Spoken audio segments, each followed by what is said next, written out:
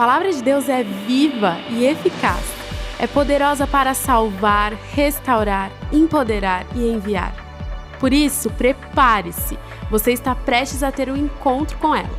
Sabemos que o Senhor já fez grandes coisas até aqui, mas ainda há uma mensagem especial para o seu coração.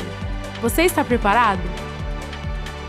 Para acompanhar a mensagem e os versículos usados, preparamos um esboço digital que está disponível no aplicativo Igreja da Cidade, disponível para Android e para iOS, e em nosso site, em que pode ser acessado através do QR Code.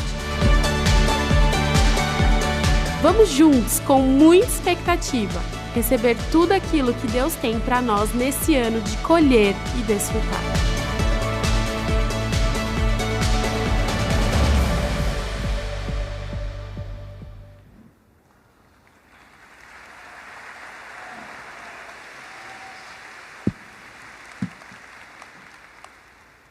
Maravilha, a gente está aqui nessa maravilha, estarmos aqui nessa comunhão do Senhor e poder celebrar juntos essa festa. Um dia, Jesus falou, estaremos com Ele e beberemos com Ele do cálice. É muito bom pertencer ao Senhor e saber que Ele é real. Eu gostaria de agradecer a Deus, a vida do pastor Carlito, a vida desta igreja, todos os líderes e pastores e o povo desta igreja, esse culto tão maravilhoso. Eu quero ler um texto em 2 Pedro, capítulo 2, de 1 a 9. O título da mensagem que eu vou trazer é Família Saudável em uma Sociedade Doente. 2 Pedro 2, de 1 a 9. No passado, surgiram falsos profetas no meio do povo, como também surgirão entre vocês falsos mestres. Estes introduzirão secretamente heresias destruidoras, chegando a negar o soberano que os resgatou, trazendo sobre si mesmos repentina destruição. Muitos seguirão os caminhos vergonhosos desses homens e por causa deles será difamado o caminho da verdade. Em sua cobiça, tais mestres os explorarão com histórias que inventaram. Há muito tempo a sua condenação paira sobre eles e a sua destruição não tarda.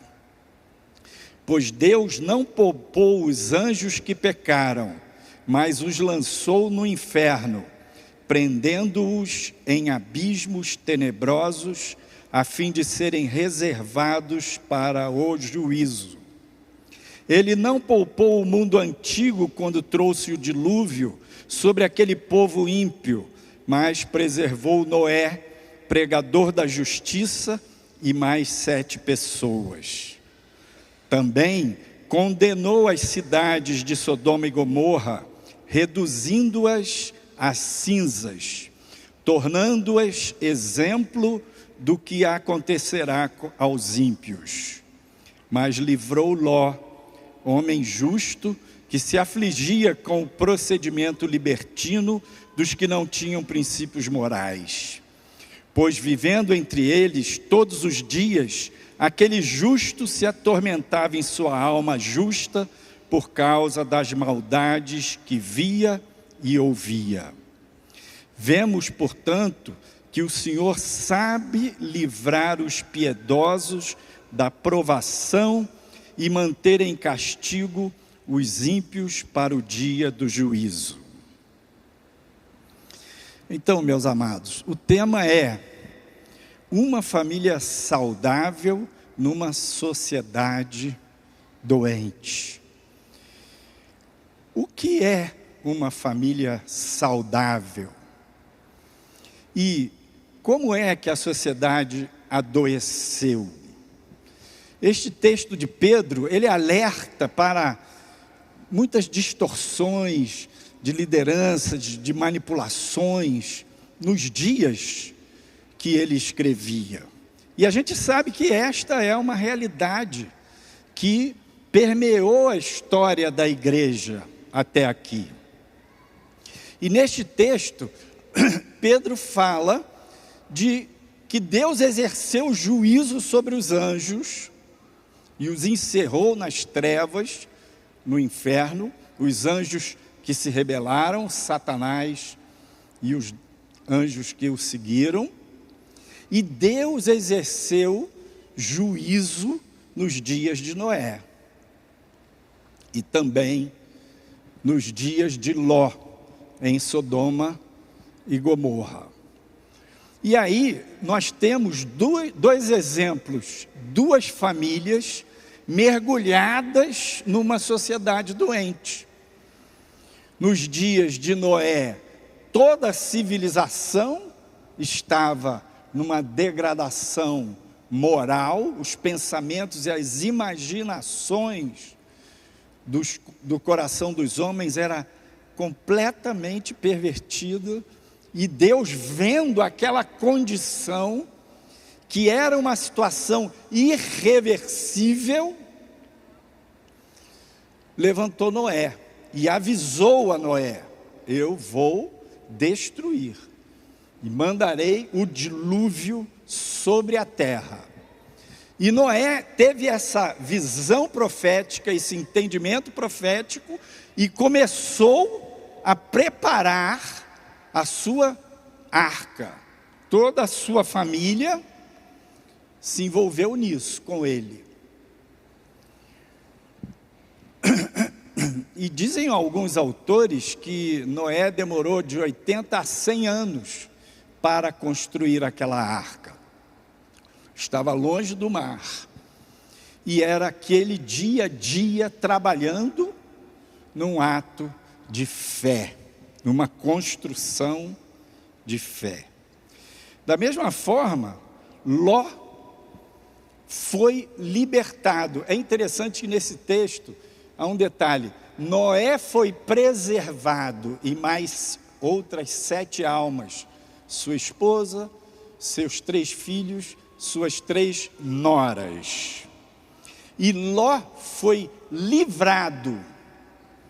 Ló estava em Sodoma, morando lá, quando veio o anjo do Senhor para exercer o juízo, e Deus avisou a Abraão, e Abraão intercedeu por aquelas cidades, 50 justos, 30 justos, 20, 10, e Deus mandou os anjos para a casa de Ló, para livrar Ló e sua família, em resposta à petição de Abraão. Ló foi livre, escapou raspando, mas o anjo avisou para eles não olharem para trás. A mulher de Ló olhou para trás, se transformou numa estátua de sal. As filhas de Ló seguiram com o pai, e aquela família acabou. A cidade de Sodoma e Gomorra, ambas foram destruídas pelo fogo e enxofre que veio do céu. E as filhas de Ló embebedaram o pai e tiveram relações sexuais com ele, e dali nasceram filhos que são a descendência de Ló. Então são 2 tipos de famílias, que uma, Noé envolveu toda a sua casa. Ele trabalhou. Imagina que durante esses 100 anos, todos os dias, o povo da família de Noé, aquela gente, aquela família trabalhava duramente para sobreviver, para se alimentar, para o seu dia a dia.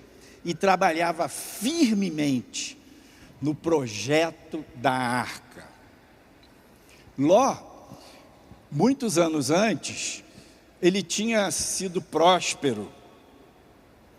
Ele cresceu, os seus rebanhos cresceram, e os rebanhos de Abraão também, e os pastores de Ló e pastores de Abraão começaram a ter rusgas e brigas. E Abraão falou para Ló: meu sobrinho, Ló era sobrinho de Abraão e tinha sido criado por Abraão. Eu imagino que as primeiras cabras e ovelhas que Ló teve, foi Abraão que deu para ele. E Abraão disse para ele: olha, não convém que fiquemos nesse aperto, a terra é grande, você olha para o Oriente, olhe para o Ocidente, e você escolhe. E Ló deveria naquele momento, em honra, respeito, gratidão ao seu tio, que era como um pai, dizer para ele: o senhor escolhe. Não, ele olhou as campinas do Jordão antes do juízo sobre Sodoma e Gomorra, e era um jardim regado como o jardim do Éden. E ele falou: ali vai ser fácil criar as ovelhas. E ali Ló escolheu aquele local. E acabou colocando as suas tendas próximos de Sodoma, e ali ele formou a sua família. Restou para Abraão o lado oposto. O lado oposto eram as colinas da Judéia. Abraão, já velho, subiu as colinas com seus servos, com sua família, subiu as colinas com todo o seu gado, e lá em cima das colinas da Judéia, Deus falou para ele: sai da tenda, Abraão.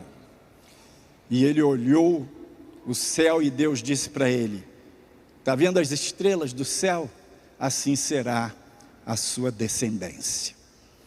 No dia seguinte, Deus falou para Abraão: olha para o norte, olha para o sul, olha para o leste, olha para o oeste, toda esta terra será tua. Ló foi para as campinas, Abraão subiu os montes. Então a gente vai vendo diferenças claras de como uma família lida com a sociedade adoecida à sua volta. Nos dias de Noé, a sociedade à volta dele era completamente pervertida, completamente adoecida. Mas ele envolveu a sua família na visão do reino. Ele trouxe a palavra de Deus, ele recebeu a palavra de Deus, ele creu naquilo que o Senhor havia dito. E toda a sua casa trabalhou duro para a sobrevivência do dia a dia e para a sua sobrevivência no tempo longo e para a eternidade. Então, a visão de Noé não era apenas a visão do aqui, agora. Ló olhou para o imediato. Ló olhou para as facilidades, olhou para as condições fáceis das campinas do Jordão, Sodoma e Gomorra. Mas ali estava a corrupção. Então, uma família saudável é uma família que consegue ter uma permeabilidade seletiva. Imagina que uma tela, um filtro, ele tem uma malha, ele deixa passar algumas coisas e ele bloqueia outras. A família saudável precisa desenvolver uma permeabilidade, ser aberta para que saiam e entrem coisas, mas precisa filtrar outras tantas, não deixar que aquilo entre. Quando essa malha é muito aberta, como era o caso da família de Ló, o mundo, os hábitos de Sodoma e Gomorra, os valores, a mentalidade dominou aquela família. Na verdade, só Ló ali que tinha o temor de Deus. Então a permeabilidade era total, eles não tinham esse filtro. Eles estavam completamente envolvidos com o sistema à sua volta. E a gente não é o caso de Noé, porque ele tinha uma permeabilidade, ele tinha interação com as pessoas, mas algumas famílias, em nome de se protegerem, de se santificarem, elas vão para um tipo de isolamento, perdem a conexão com o mundo à sua volta, com a cultura, não se integram plenamente e por isso ficam isoladas, se empobrecem culturalmente e espiritualmente. Então, a família, lidando com esses valores, com essa realidade do nosso tempo, precisa desenvolver essa permeabilidade. Nós, como famílias, precisamos pensar. Essas duas famílias, a de Ló e a de Noé, elas também representam as duas igrejas dos últimos dias. Na carta de João, nas 7 cartas que Jesus inspira João a escrever para as 7 igrejas, as duas últimas cartas, Filadélfia e Laodiceia, no meu entendimento, falam da expressão da igreja nos últimos dias. Filadélfia parece ser uma igreja menor, dentre as 7 igrejas, é a única que não recebe uma reprimenda de Jesus.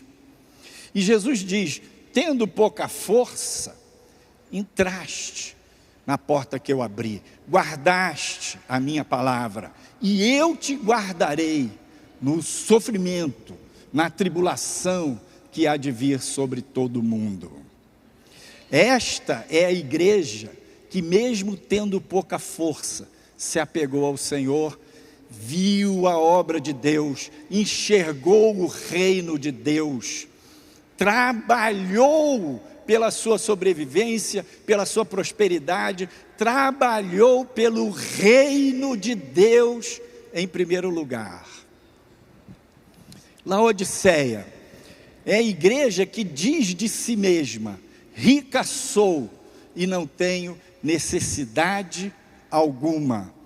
Pelo contexto a gente vê que Laodiceia não só era rica, mas era uma igreja próspera materialmente, poderosa politicamente, que olhava para si mesma e dizia: eu não tenho nenhuma necessidade. Mas o Senhor, olhando para Laodiceia, disse: você é pobre, cego, miserável e nu. Digo, você precisa colírio para abrir os seus olhos, e precisa comprar ouro e vestes para cobrir a sua nudez. Então, Laodiceia representa a igreja dos últimos dias também, que vai prosperar. Eu gostaria de ler um outro trecho aqui para vocês. Peço a paciência de vocês, que é a seguinte. Lucas capítulo 17, de 26 a 36. Como aconteceu nos dias de Noé, assim será também nos dias do Filho do Homem. Comiam, bebiam, casavam e davam-se em casamento, até ao dia em que Noé entrou na arca e veio o dilúvio e os consumiu a todos. Como também da mesma maneira aconteceu nos dias de Ló. Comiam, bebiam, compravam, vendiam, plantavam e edificavam. Mas no dia em que Ló saiu de Sodoma, choveu do céu fogo e enxofre, e os consumiu a todos. Assim será no dia em que o Filho do Homem se há de manifestar. Naquele dia, quem estiver no telhado, tendo as suas alfaias em casa, não desça a tomá-las. E da mesma sorte, o que estiver no campo, não volte para trás. Lembrai-vos da mulher de Ló. Qualquer que procurar salvar a sua vida, perdê-la-á. E qualquer que a perder, salvá-la-á. Digo-vos que naquela noite estarão 2 numa cama, um será tomado e o outro será deixado. Duas estarão juntas moendo, uma será tomada e outra será deixada. Dois estarão no campo, um será tomado e o outro será deixado. Na verdade, em toda a terra, hoje, a gente vê o padrão Filadélfia e Laodiceia. E veja bem, Filadélfia não é uma congregação A e Laodiceia a congregação B. Filadélfia a igreja A e Laodiceia a igreja B. Não é isso. Esse padrão, ele está espalhado em toda a terra. Este texto aqui de Lucas 17, Jesus fala do arrebatamento. Um será tomado e outro será deixado. Ele cita Noé e cita Ló.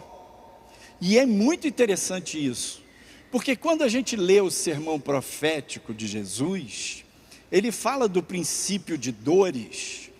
Neste princípio de dores, ele avisa de cataclismas, de eventos da natureza, de problemas, guerras e rumores de guerras. Acredito eu que nós estamos nesse princípio de dores. Tem muitos cristãos que, olhando para as realidades do juízo de Deus, radical, extremo, sofrimento tal qual nunca houve na terra e nunca mais, jamais haverá. O sofrimento do Apocalipse, a grande tribulação, muitos cristãos ficam pensando, está perto e virá de repente este juízo radical. Então, quando esses rumores de guerras, esses cataclismas se alastrarem por toda a terra, então será a vinda do Senhor. Mas o que Jesus avisa aqui é, presta atenção que vai ser como nos dias de Noé.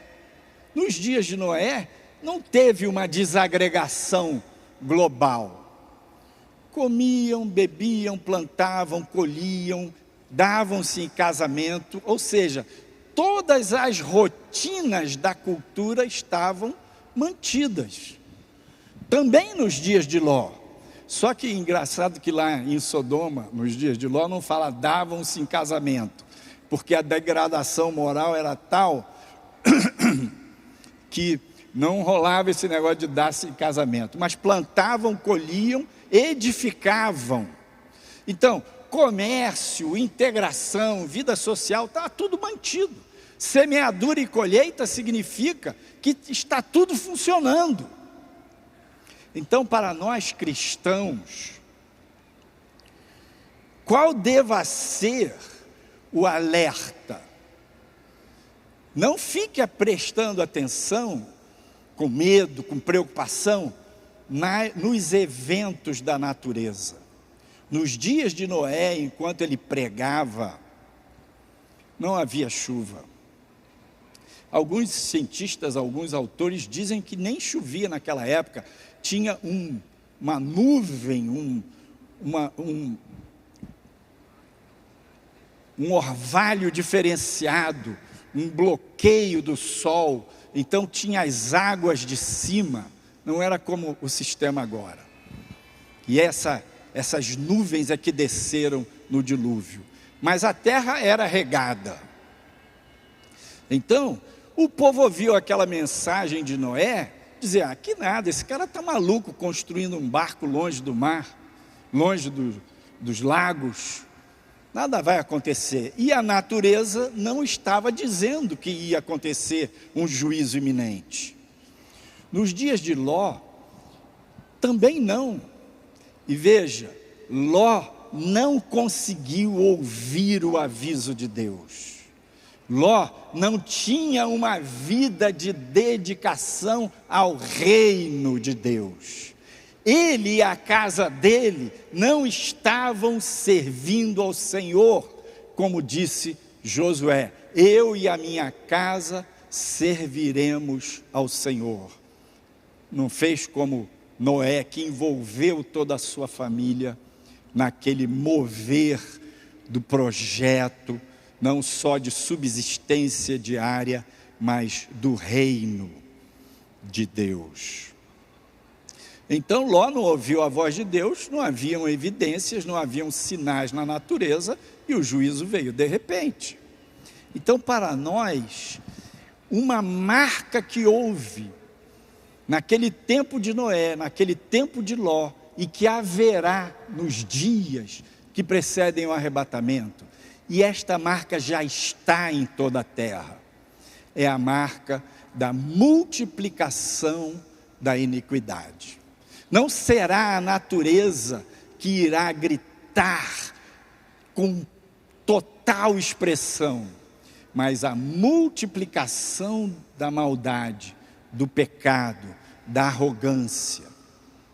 E tem um laço para aqueles que estão dormentes, e uma bênção para aqueles que estão vigilantes. E para quem está dormente é laço, para quem está vigilante é bênção. Que também fez parte dos dias de Ló. Que acredito eu, que nós estamos entrando num período, num ciclo profético de vacas gordas.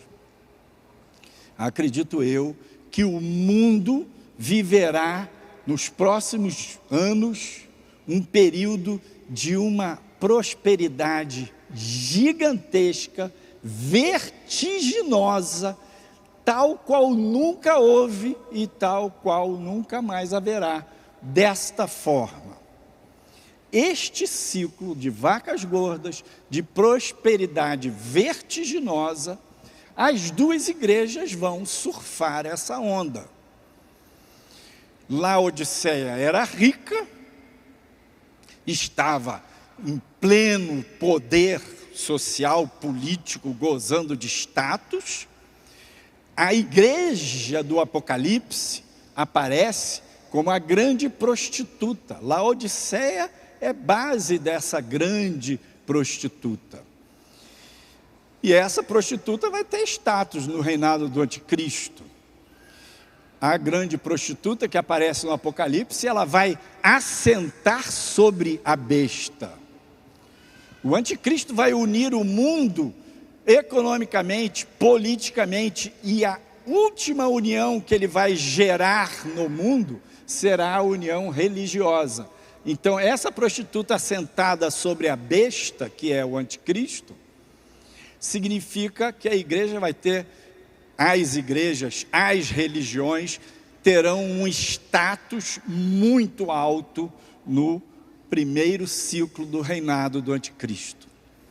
Então, poder político, poder econômico, era o que Laodiceia estava vivendo. Mas eu creio que essa prosperidade vertiginosa é para todo mundo. Quem teme a Deus também vai surfar essa onda. E você, que olha para o reino, que está buscando as bênçãos e vitórias do Senhor na sua casa, na sua família, que teme a Deus, Ele vai colocar na sua mão muito recurso. E você enxergue o reino de Deus em primeiro lugar.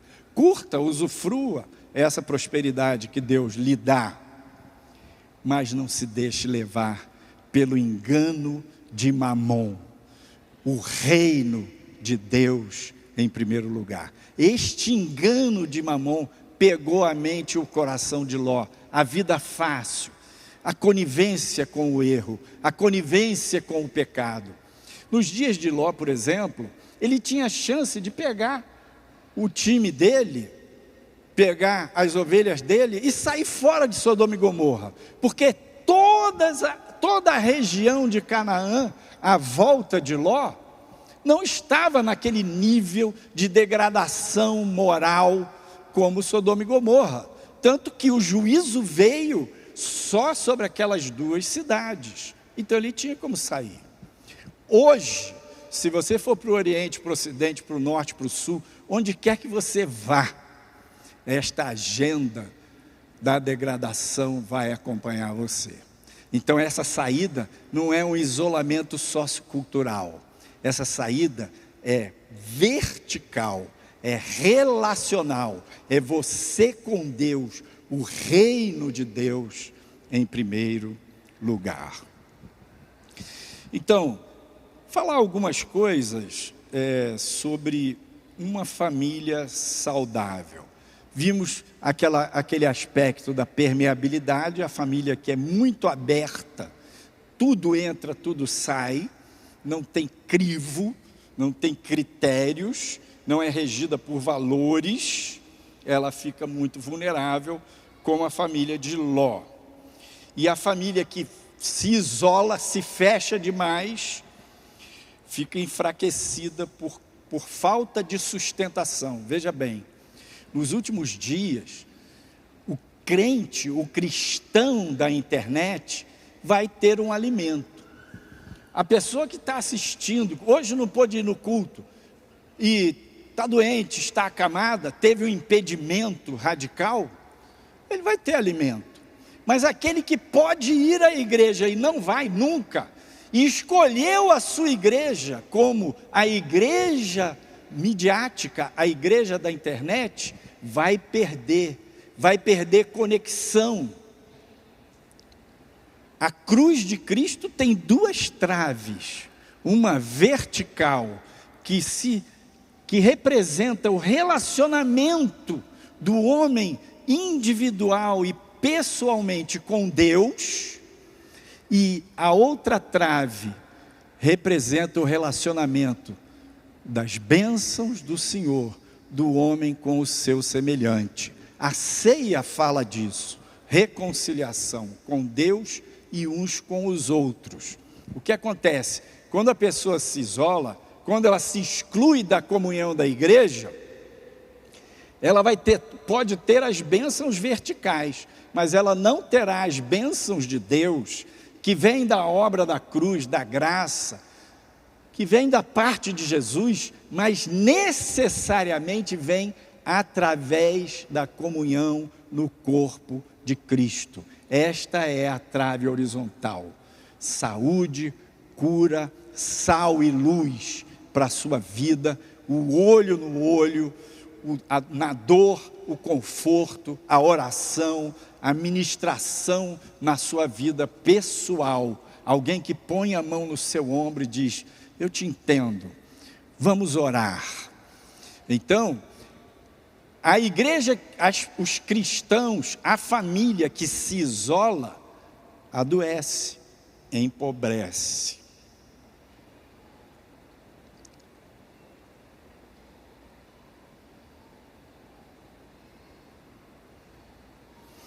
Então, para a gente caminhar para finalizar, na família existem vários princípios que regem os relacionamentos.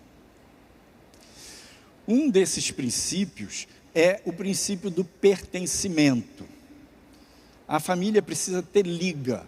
Se você fizer uma massa de bolo, não puser manteiga, não puser leite, você não vai ter liga naquela massa, naquela farinha. O leite e a manteiga é que vão dar a liga.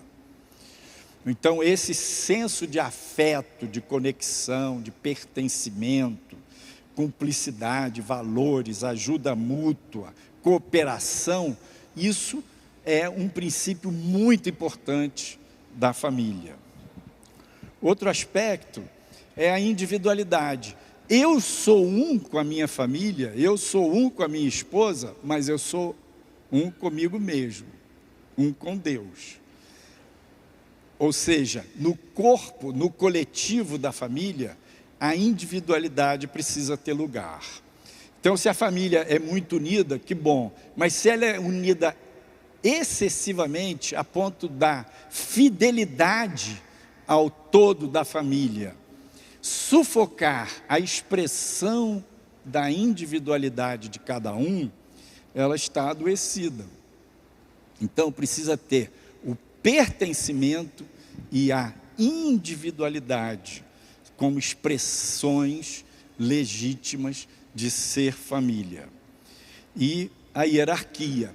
Uma família precisa ter direção, precisa ter autoridade, precisa ter liderança. Pai e mãe, marido e mulher são os líderes da família.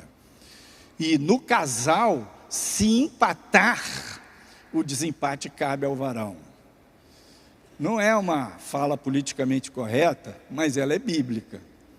Então, as coisas andam empatando muito na sua casa. O seu marido desistiu de ser sacerdote, profeta, rei na sua casa.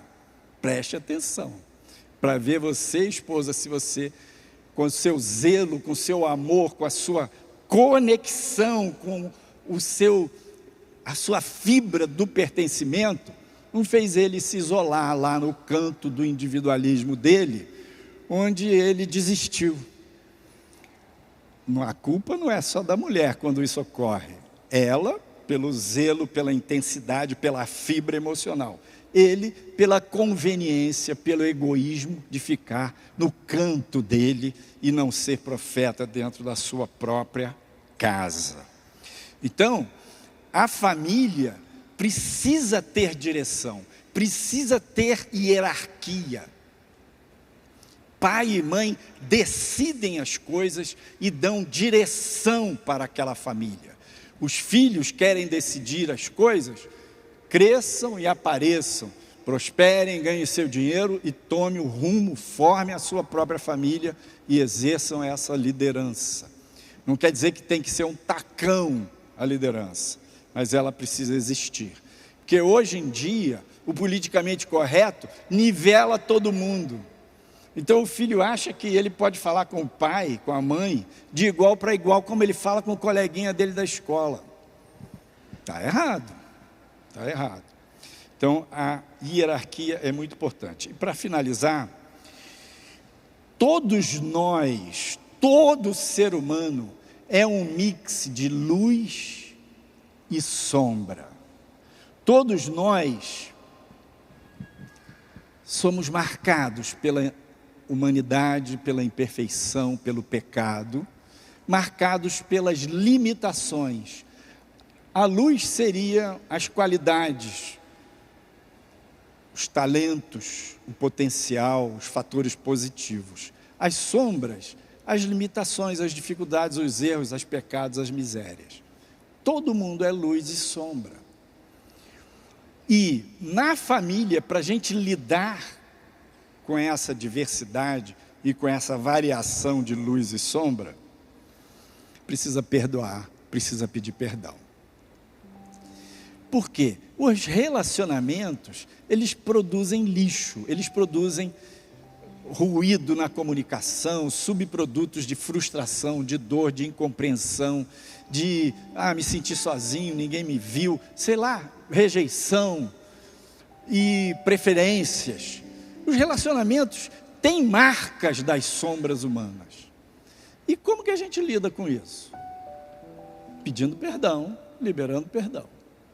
E a família que aprende a exercer esse princípio do perdão, ela vai reciclar os seus lixos e todo aquele estrume, tudo aqueles subprodutos do relacionamento vão se transformar em adubo para qualificar o pertencimento, a hierarquia, a individualidade, para se somar, se multiplicar em graça e comunhão uns com os outros.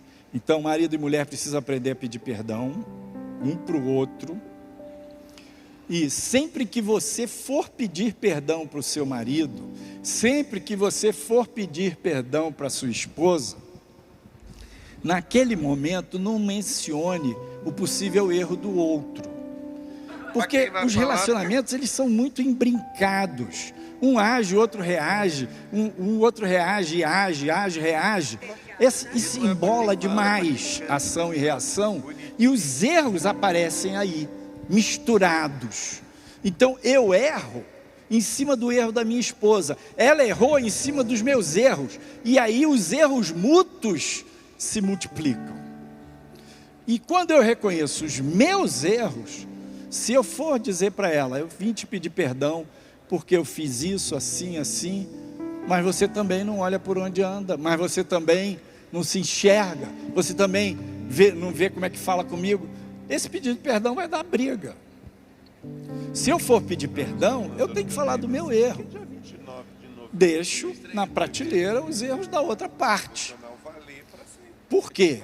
Ela vai pensar e vai dizer, ele errou, eu perdoo. Mas o Espírito Santo vai falar, presta atenção, ele não errou sozinho. E ela vai também pedir perdão. Você pode achar que não, mas o Senhor fala e fala muito. E veja, esse exercício do perdão, é a prática da misericórdia, é a prática da benignidade, é a prática de você aprender a olhar o tesouro que a sua família é a prática de você parar de implicar com o seu filho, com o seu pai, com a sua mãe, desistir de mudar o seu pai e a sua mãe, mas não desistir de amar o seu pai e a sua mãe. Desista de mudar o seu cônjuge, mas não desista de amar o seu cônjuge.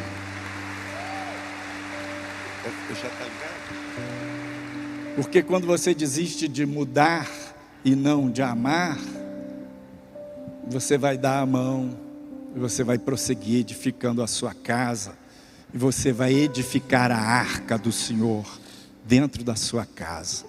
Ele é a sua salvação. Vamos orar. Senhor, muito obrigado, porque é tão bom te pertencer, participar de ti, do teu corpo, da tua família, da tua natureza. E eu abençoo aqui cada família representada, cada marido, cada esposa, cada pai, cada mãe, cada filho. E em nome de Jesus eu abençoo as famílias que estão presentes e aquelas que não puderam vir, que estão assistindo online. Em nome de Jesus, porque esse nome é real, esse nome é poderoso. Eu declaro vitória, libertação, saúde, cura na sua casa. E que a sua casa seja edificada, como foi edificada a casa de Noé. Que a sua casa seja protegida pelo Eterno, em nome de Jesus. Amém. Agora, à luz do que você acabou de receber, esta palavra da fé, qual é a sua resposta? A palavra mais poderosa é arrependimento. Quando nós nos arrependemos e cremos, a palavra de Deus entra em nossa mente, em nosso coração e nos transforma. Algumas pessoas ouvem e não dão nenhuma resposta, mas eu acredito que hoje o Espírito Santo tocou você de forma especial. Qual é a sua resposta? Hoje, você quer receber Jesus como seu Salvador e Senhor pessoal? Pode levantar a mão aonde você está. Deus abençoe a sua vida. Que Jesus Cristo agora seja seu Salvador e Senhor. Será que você que está afastado também não é hora de você se arrepender e receber esta bênção de voltar para Jesus e para a igreja? Se esta é a sua decisão, também Deus abençoe a sua vida. E você que se batizou, talvez bebê, isto não foi pecado, mas não foi uma decisão que trouxe mudança para a sua vida, porque o infante não tem vontade própria e ele não tem do que se arrepender. Mas agora você ouviu esta palavra e você quer de fato ser batizado, porque agora você entendeu. Então, a sua mãe, o seu pai, um padrinho pode ter levado você para ser batizado pequeno, mas Jesus não foi levado por Maria e José. O batismo bíblico, ele não é só por imersão, mas ele é também precedido de uma decisão de arrependimento. Você quer, agora que entende que é um pecador, também ser batizado? Amém? Deus abençoe e, por favor, entre em contato conosco. Aproxima o seu smartphone do QR Code que aparece na tua tela. Se você aceitou Jesus, se você quer se reconciliar na fé e voltar para a igreja, se você quer ser batizado, neste exato momento, preencha essa ficha online e mande os seus dados para nós. Nós não vamos compartilhar com ninguém a sua decisão, mas vamos entrar em contato com você. Então, seja muito bem-vindo e que Deus te abençoe. Estamos felizes, estamos em festa pela sua decisão hoje. Que Deus te abençoe e vamos juntos viver um dia de cada vez a nossa fé em Jesus. Seja muito bem-vindo à família Igreja da Cidade, a sua família para você pertencer. Deus te abençoe. Muito obrigado.